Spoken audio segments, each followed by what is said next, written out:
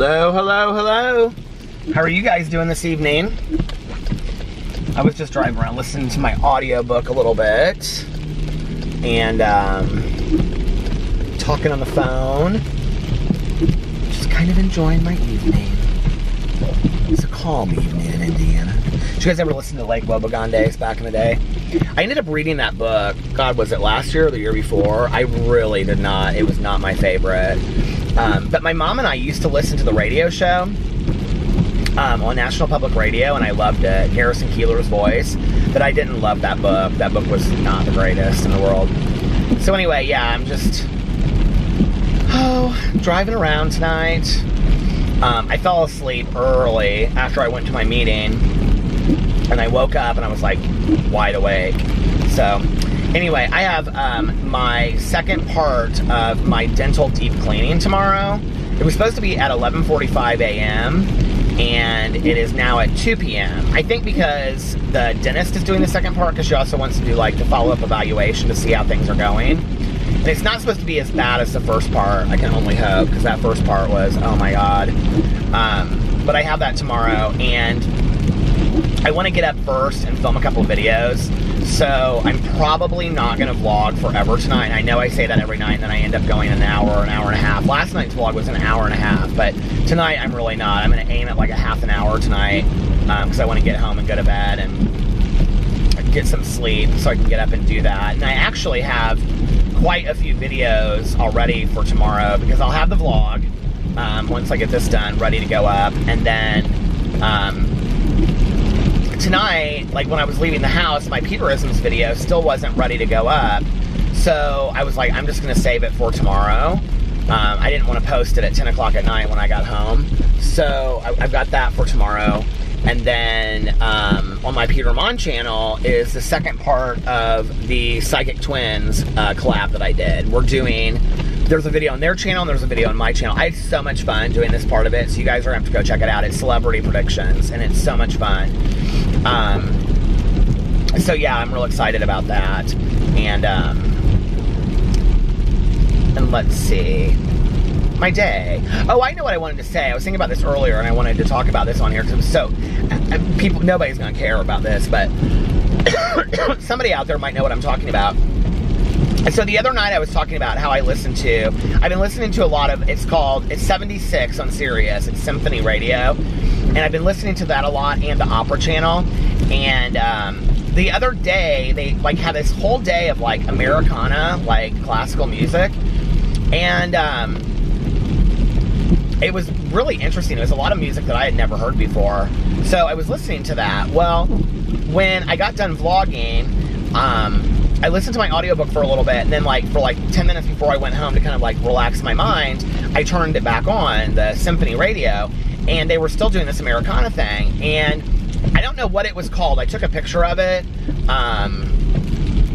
but it was like American hymns or something, and I'm like listening to it, and there was like a choir singing to the music, and I was like, how do I know what they're singing? And it was the Robert Frost poem that I had to memorize when I was a kid, that my mom, Whose Woods These Are, I think I know his house is in, Stopping by the Woods in a Snowy Evening, it was called, which, by the way, we're having a snowy evening. We're supposed to get like 3 to 6 inches of snow, or 3 to 5 inches of snow, Tanya said. Right now it's very much just like Charlie Brown's Christmas outside, that kind of snow. It's pretty though.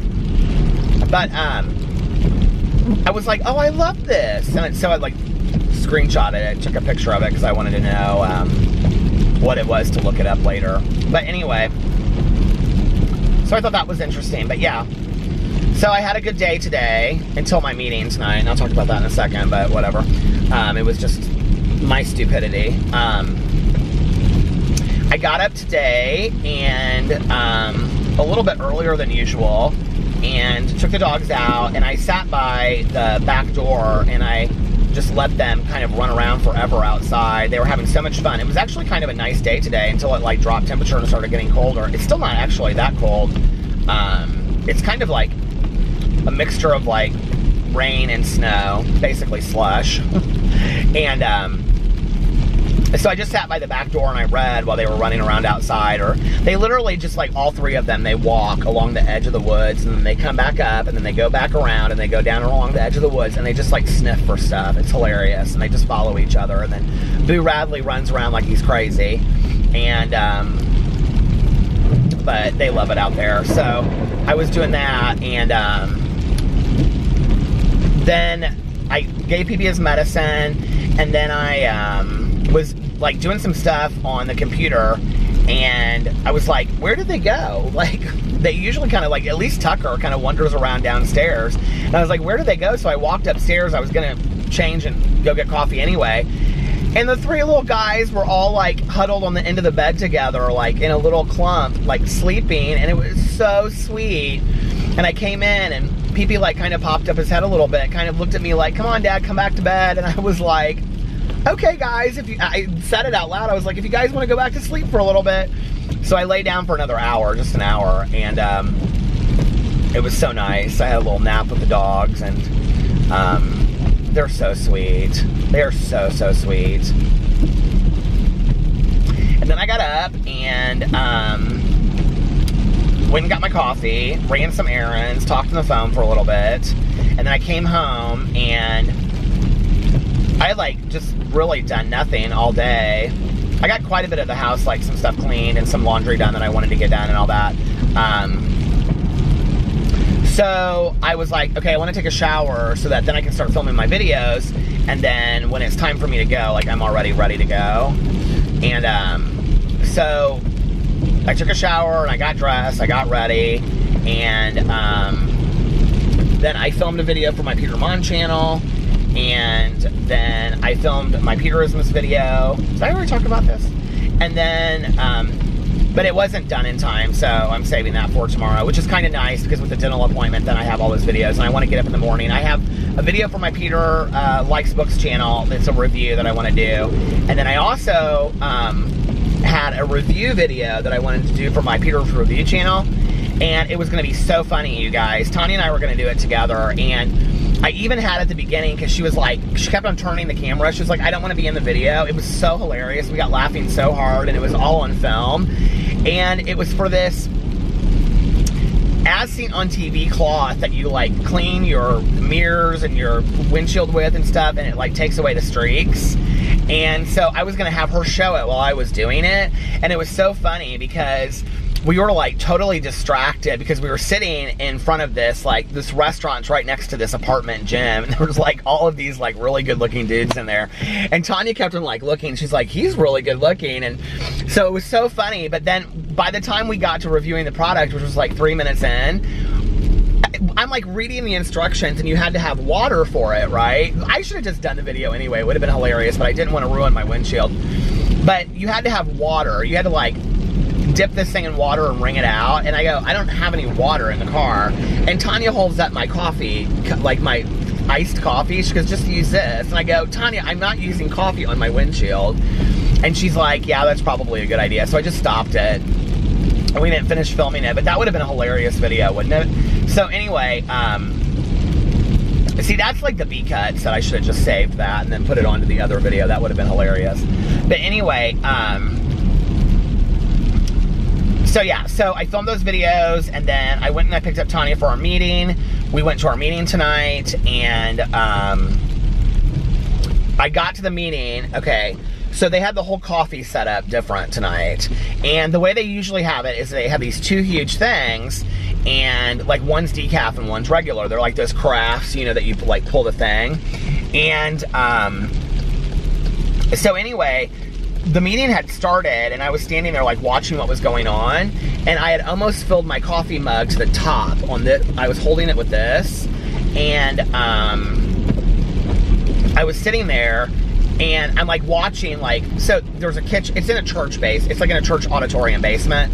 And so I was, like, watching what was going on, and, like, as the meeting started, and I was, like, holding my cup and, like, letting it cool down.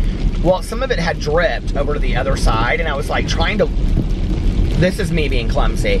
I was trying to look and see, like, how much it dripped to the other side. It's like a, just, you know, like a foam cup.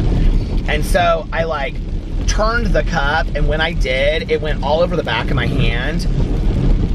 I will pull in somewhere in a second and show you the picture that I sent to Alex. You guys, I burned the hell out of my hand. I mean, burnt the hell out of my hand. I do not know how hot this coffee was, but I literally, like, I was like, oh my God, like, it hurt so bad. And I thought, well, it's just gonna go away in a couple minutes, you know? And so, like, I cleaned up my mess, because I spilled coffee everywhere, and cleaned up my mess, and I went and I sat down in the meeting, and I was sitting there, and Tanya looked back at me, and she goes, are you okay? And I go, no, and I, like, held up my hand. Well, she could see it, even though she was sitting, like, 8 chairs away from me, because it was literally, like, this red streak across my hand. And so she went into the kitchen, and she got me, like, ice out of the freezer, and, like, wrapped it up, and whatever. And so, it felt so good to have this ice on my hand. And so then we go up and we split up into our different groups. And I'm like looking at it, and it's like not going down. It's like hurts like crazy. So we split up into our small groups, and Tanya and I didn't sit in the same group tonight. And so, like, they were all asking me, like, what was going on with my hand, the group that I was sitting in, and I was like, I spilled coffee on my hand in the kitchen, and they were joking with me, and they were like, is that the commotion that you were causing? And I was like, I know, I'm sorry, whatever. And, so anyway, my one friend was, like, trained medical in the Marines, and he was like, Peter, you need to take the ice off your hand. And I was like, what? He was like, you shouldn't be putting ice on your hand if you burnt it. He's like, because it'll re-burn it. And he was like, you want to wash it with cold water and soap that has no fragrance. And then you want to put, like, aloe on it. And I was like, well, do you have any aloe? And he was like, no. He's like, but as soon as you get home. And I was like, okay. So I go, well, Tanya told me to put the ice on there. So I went and threw the ice away, and I washed my hand off with cold water. It still stung, but it's gone way down. I mean, you can still see the red on there, but it's gone way down. And so then I got home, and I put some aloe and some stuff on it, and that did make it feel much better. It's kind of tight now, though. If you've ever been burned, you'll know what I'm talking about. But so yeah, that was our meeting. Had a great meeting, and talked about ego and humility. It was a great meeting. And service to others, and how to get out of ourselves and give back to others and things like that. It was a really, really good meeting. And then Tanya had asked me before, she was like, do you want to go eat somewhere? So we went and ate at this place in Fisher's, up kind of by where we go to the meeting, and it's called Brick's Pizza. And it was kind of dead. There was not really anybody else in there. And I got a house salad and some pasta, and Tanya got a Greek pizza. We shared the salad because it was so huge. And I was like, here, share this with me. I can't eat all of this. And it was fun. We just sat there and talked and caught up. And then I took her home.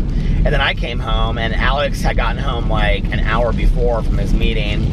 And he was like super tired. He's like, I'm going to bed. And I was like, okay. So we both lay down.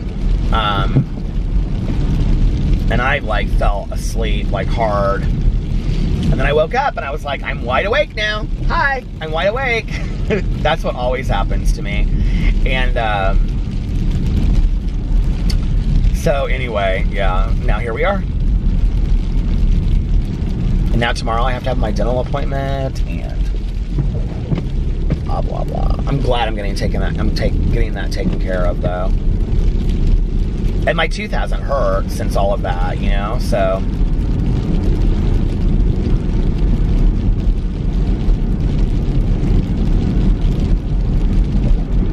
I don't really think that I could have gone on with that pain any longer. Like, it was so bad. I mean, it literally felt like someone was taking a knife and jamming it into my gums. It hurt so bad. So I'm glad that I got in and got it taken care of, and that the deep cleaning helped and stuff like that.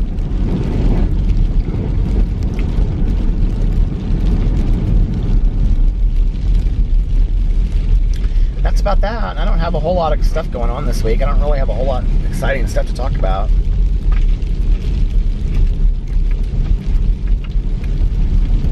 Lip stuff.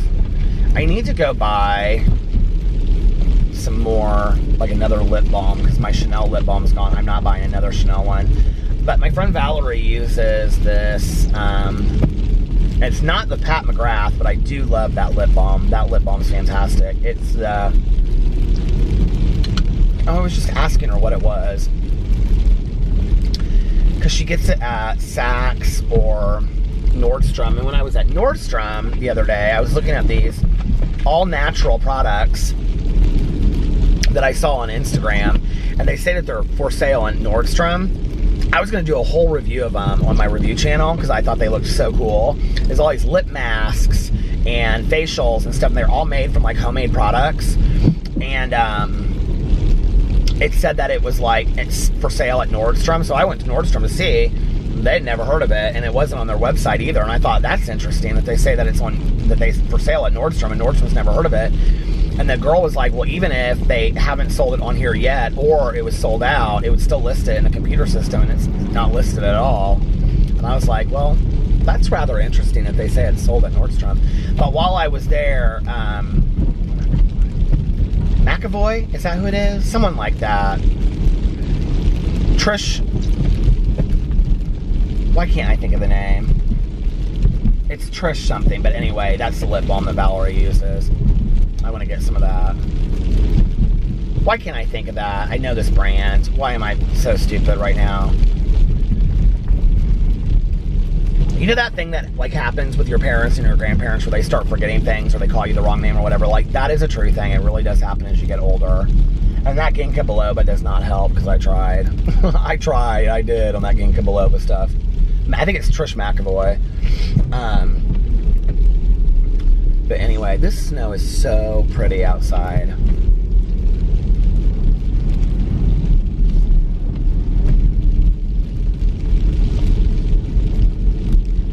I need to get into a new Netflix show. I like don't have anything that I'm watching right now. And I finished the Kevin Aquan documentary. That was fantastic. If you guys like anything to do with makeup, go watch the Kevin Aquan documentary. It's very sad. It's very, very sad. And it's a lot about him being adopted and having depression and things like that, attachment issues, but it's really interesting.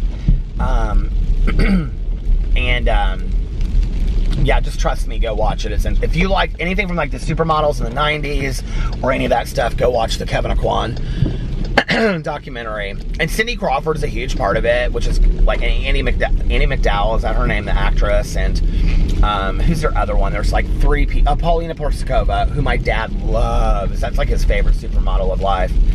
And they were like, three of them were like Kevin's best friends back then. And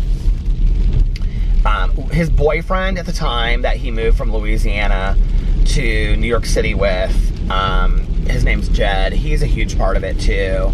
And it's really interesting when you watch it because like you hear like, there's this one scene and it's all of like Kevin's, well, it's not all, but it's like a lot of Kevin's background films where he's like just filmed like side shots and stuff. And there's this, so this Jed talks a lot about how it was hard to be around, or to be with Kevin sometimes because Kevin needed a lot of attention. He needed a lot of love and things like that, but he was getting it so much from these celebrities and stuff that, kind of pale in comparison to that.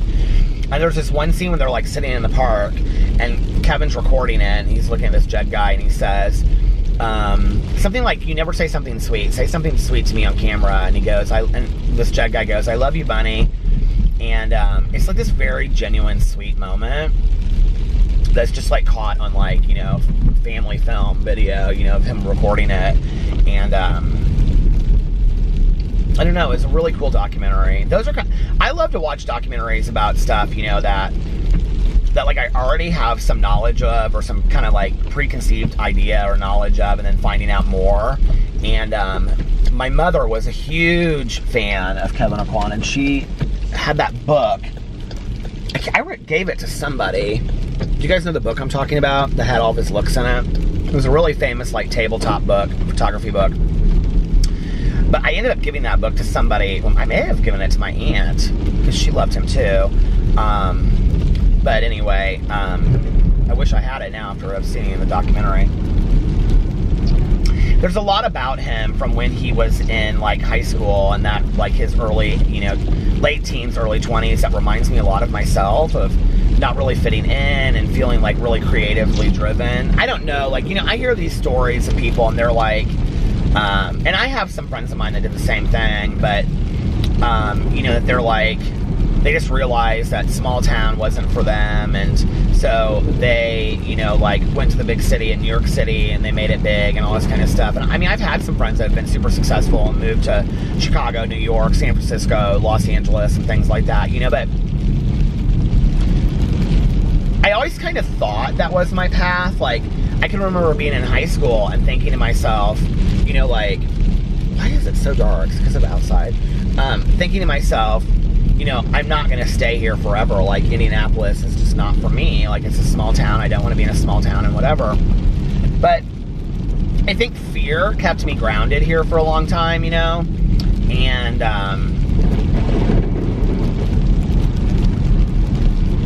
I think that had a ton to do with it. And, you know, if it weren't for that, I probably would have moved. And I don't know, you know, like, and maybe I'm not a big city person like I think. Like, one of the reasons why I'm so excited about, like, the move to Miami and stuff like that, which, you know, I mean, like, we're not gonna, it won't be full time. We'll go back and forth because his family is here, and, you know, like, Carlos and the kids are here, and his mom is here and stuff like that. We'll probably go back and forth. And Alex's career, which he's working towards the point where he can do that, is not at a point, or we would have, I mean, we would have moved by now. But, you know, Miami's a different city. Like, even though it's a huge city, it's kind of spread out. So it doesn't feel as large to me, as huge to me, as, like, New York City, or even, like, Chicago, because it's all, like, you know, this huge downtown area. And I don't feel that way so much with Miami. Like, Miami feels more comfortable to me. Especially when we look at, like, kind of like the outer areas and things like that. I mean, don't get me wrong, I would love to live in right down in South Beach, but the reality is it's just way too expensive to live there. And so we're looking at some places like Coral Gables and some other places. There's a huge part of Miami. It's a suburb of Miami. That's where, I can't remember, I don't know why I can't think of it. It starts with a W. But it's where, like, a lot of people from Venezuela live. And Alex has some family there. So we're probably going to look there. He loves the Brickell area, but that's really expensive. The places he wants to be are really expensive. But, you know, I don't know. There's a lot of really nice places there. But it's different to me. And I also love the beach, you know, and I also love warm weather. So I don't really have the struggle with that I would have, like, you know, going to, like, there's so many people from Indianapolis that move to Chicago, you know, and for me, it doesn't feel a whole lot different. It's like, well, if you're going to move to Chicago, why don't you move to New York? Like, it's not, you're not going that, you're going 3 hours north. I mean, it doesn't even take 3 hours to get to Chicago. It takes 2.5 hours, you know, 2 hours and 45 minutes to be in downtown Chicago from Indianapolis on a good day, you know? So it's like, why would you not go somewhere far away, basically for just a little bit bigger city, same weather, all that kind of stuff? If I was going to do it, I'd move far away. But I didn't, you know? And fear kept me stuck, I think. It's interesting how, like, fear has kept me stuck a lot in my life. And, I will say that's one thing, like, I've learned a lot. The fear has kept me stuck, but I've overcome a lot of fear too, you know, and, like, I think, like, in looking at my mom's life, and this is one lesson I learned from her, that all of these things that she wanted to do in her life that she never did was because, you know, of fears and fears that she had. It's going to stop. Hold on a second. You know, and in recovery, we talk about the 100 forms of fear, you know, and all this kind of stuff, and I think fear is something that keeps a lot of people grounded and doesn't let them go and do things. I would never have started YouTube. I would never have written my book. I would never have done half the things I've done in my life, let alone ask my husband out on a date, you know, like, had I not taken some risks and overcame my fear. I mean, there's just, I do it on a daily basis, and I think it's important, you know? I don't know, and maybe at the end of it, it's not really that I'm, it's fear that kept me here in Indianapolis rather than moving away when I was, like, 18, 19, because I didn't really, I look back and I'm like, but did you really have the desire? Like, some people are so driven, right? I just really didn't have the desire, you know? Like, I think I'm a smaller town mentality than, I think I know that today, but, like, back then, I think I thought I was more big city than I really am, you know? And I also think, like, I had traveled so much by that point that I realized that, you know, you can live in a smaller town and travel a lot and still have a great life, you know? And so I didn't have this need. You know, we put down cities a lot like Indianapolis or like the Midwest and whatever, but there's a lot of pluses that come with them too. You know, it's definitely a lot cheaper to live in these places. I mean, I hear my friends talk about their mortgages and things like that in other places, and I'm like, you have like a $3,000 mortgage? And I'm like, and they're like, well, how much is your mortgage? And I'm like, nickels and dimes compared to that. Like, that's ridiculous, you know? And it's definitely safer, you know, than some other areas. And I don't know. There's just a lot, you know. I think Alex's family being here is like a huge thing for us right now too. And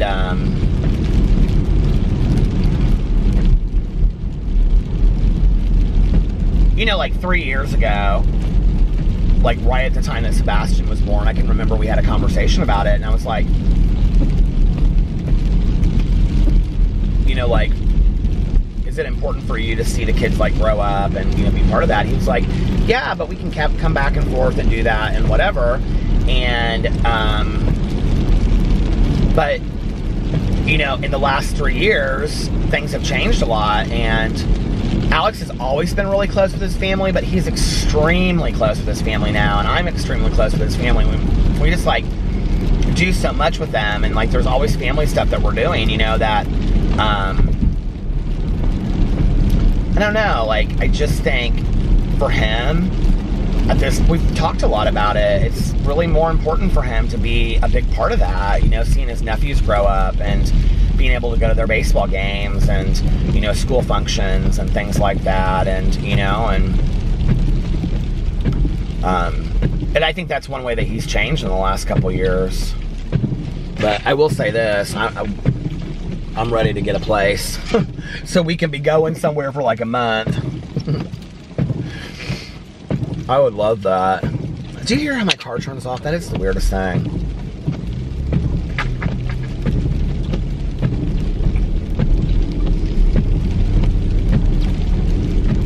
I'd love to just, like, you know, even put the dogs in a car and drive down to Miami and get an Airbnb for 6 weeks. I love that. I wish he could do that. He can't do that right now with his job, you know, but God, just to be like, go to the beach every day and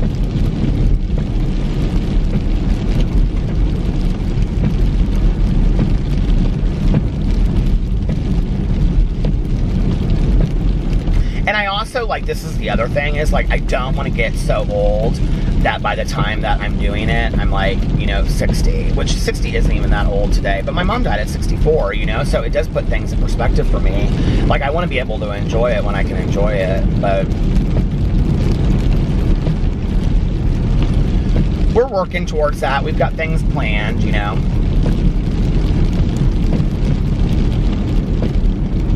You know, it's interesting when I think about my friends that, like, moved away at a young age. As many friends of mine that I have had that were successful, I had a lot of friends that came back, too, that just, like, couldn't make it, and, you know, the nightlife scene or drugs and alcohol just beat them up, and, you know, they came back here, and they're still struggling, you know, 20 years later. It's like they really never found their road or their, you know, journey or whatever. So I don't know, I think some people are made to, like, go away and do all that, and some people aren't. I will say that, like my one regret, although, like, I really struggle with it because going to, like, a city college, like, was so good for me at that time. Like, that was more of who I was. But, like, I think, like, had my grades been better in high school, and I had gone to, like, IU Bloomington or, you know, like, a college, you know, town, and, like, you know, I think my road would have looked so completely different, you know? And I sometimes do wonder that. I'm like, well, if my grades have been good in high school and I have gotten into some colleges that I wanted to go to, like, you know, what would that look like for me? What would my life look like today? But, you know, I'm a believer that you're where you're supposed to be at any given moment, and, like, here's my journey, and, you know, I don't know.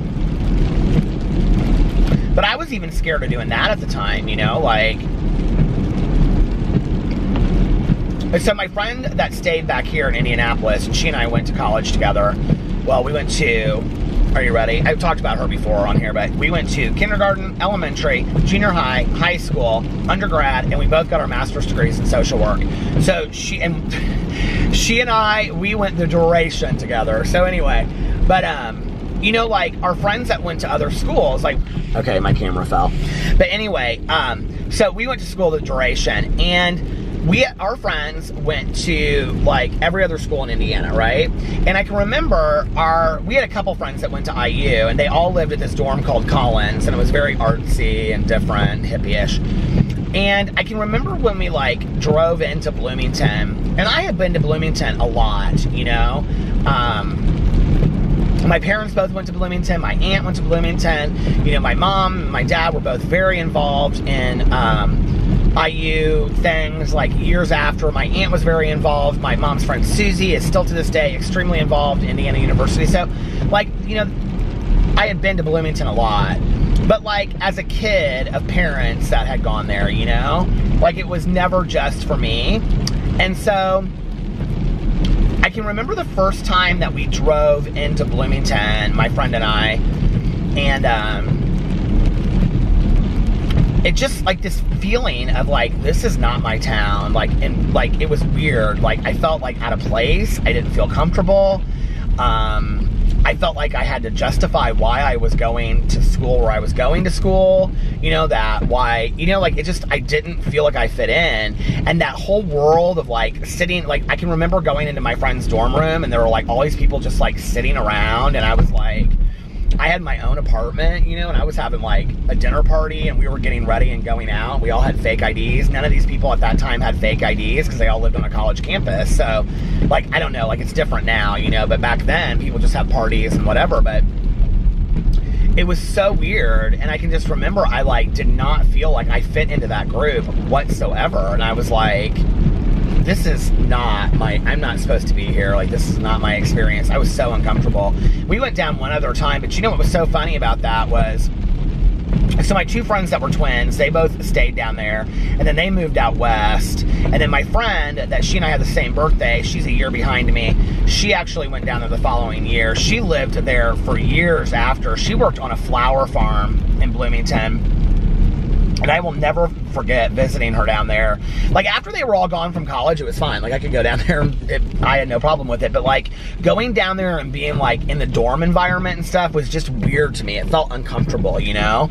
And, I don't know. Maybe it was, you know, my own self-judgment of not having gone through and doing those things. But, so, but my friend that ended up staying down there, she now lives in Portland, but she worked on a flower farm, and I will never forget going to visit her, and I, like, parked, it was like, these people lived on their property, so it was a farm where they, like, you know, they farmed flowers for, like, flower markets, and, you know, all that kind of stuff, and,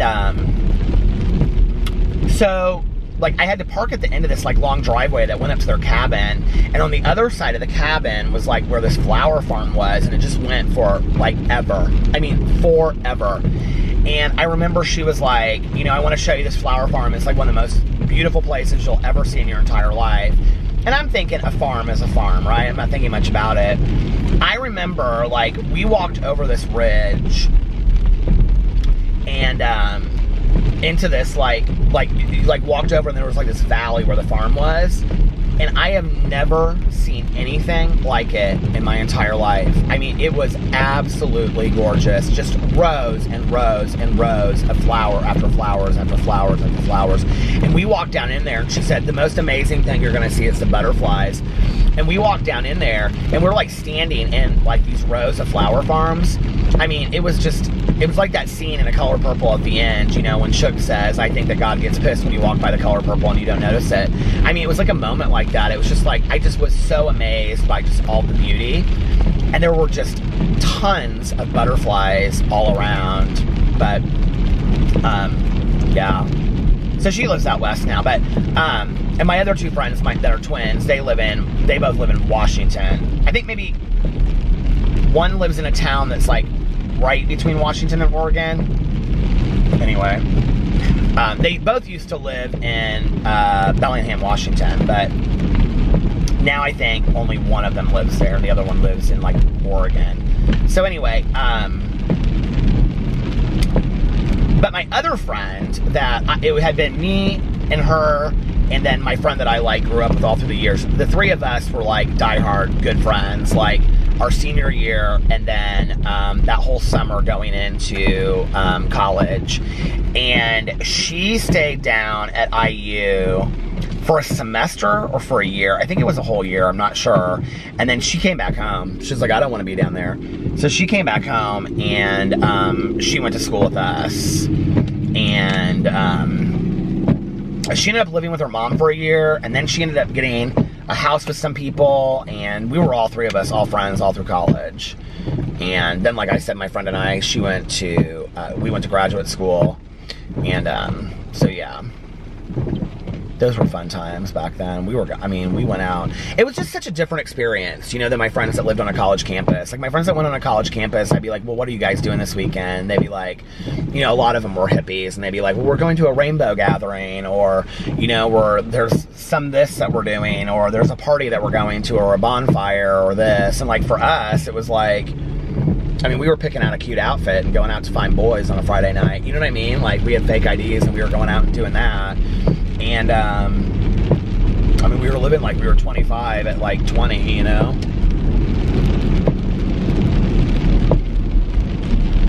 I don't know, but like that time was so good for me. Like, it really developed a lot of who I am as a person. You know, I went to a lot of art gallery openings.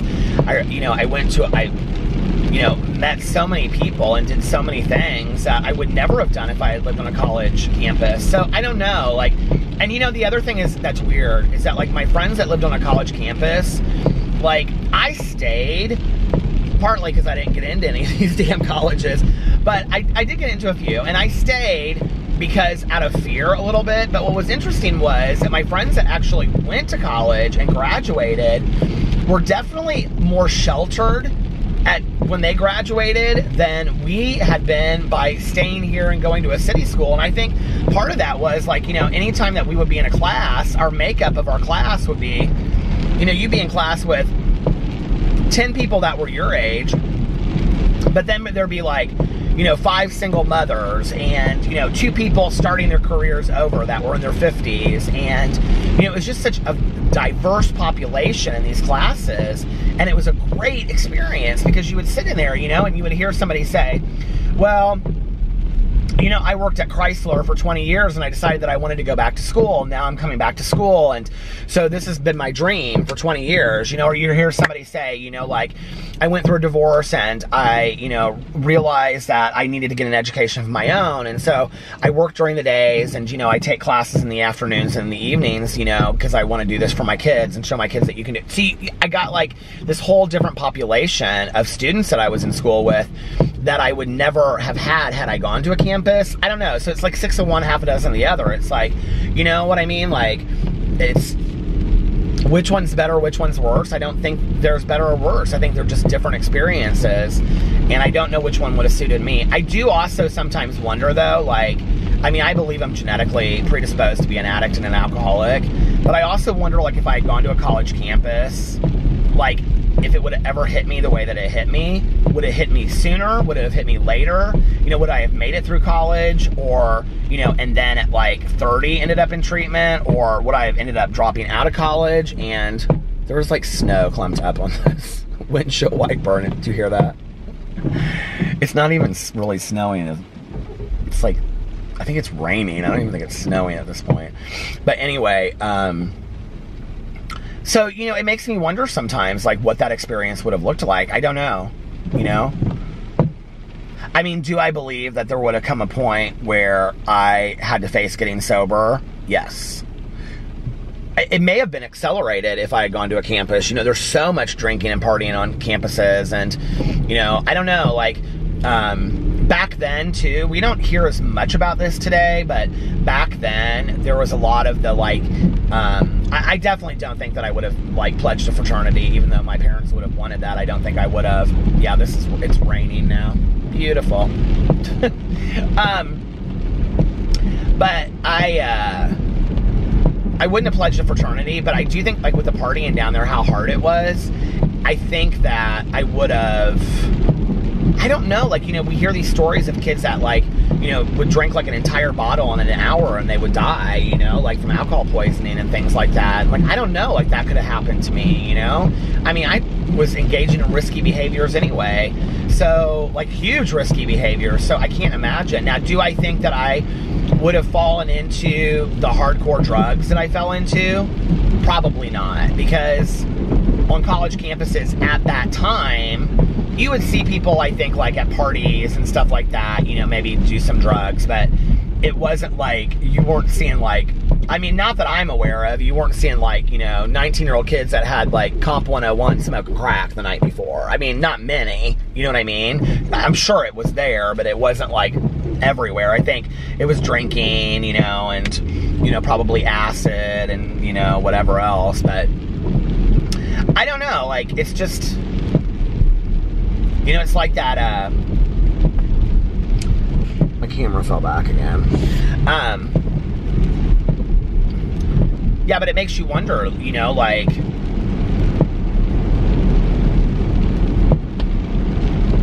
if you could look at, if your life could split two ways, you know, if you could make a different decision here, a different decision there, you know, like, how would your life be so different today, you know? It makes you kind of wonder, doesn't it? I wonder about that.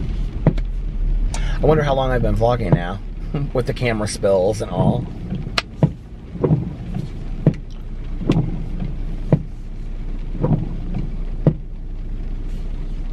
I wonder if it's raining because it got warmer. Because it's like, right now it's 30 degrees. But it was very pretty, like Charlie Brown Christmas, like I said, snow, and now it's like raining.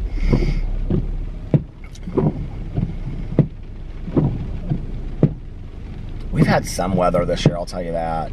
But it hasn't been like, you know, that with the exception of like those 2 days or whatever, that it was like the polar vortex and it was like freezing cold outside. Like, we haven't really had like sub-zero weather a whole lot this winter. It's been about like between 20 and 30, you know? And, is this car gonna go? Thank you. He was just like sitting there and the light had turned green. I'm like, are you gonna go? Hey, hey. Oh my God, you guys. The book On the Come Up by Angie Thomas is so good, you guys. It is so fantastic. And I have to put it on hold for a couple days because I'm going to read In Cold Blood in time for the book live stream. I always like to listen to the book like right before the live stream. By the way, next month, if you want to participate with us in Peter's Book Club live stream, we are doing, I think her name was like Rollins or something. It's the BTK killer's daughter. She wrote a book. I think it's just called The Daughter of a Serial Killer.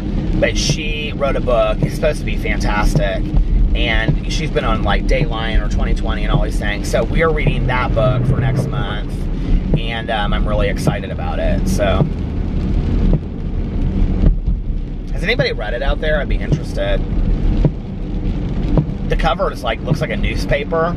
I did a whole video about it the other day on my BookTube channel, so if you want to hear more about it, you can go over there and check it out. I think that video is called Another Huge Book Club Announcement.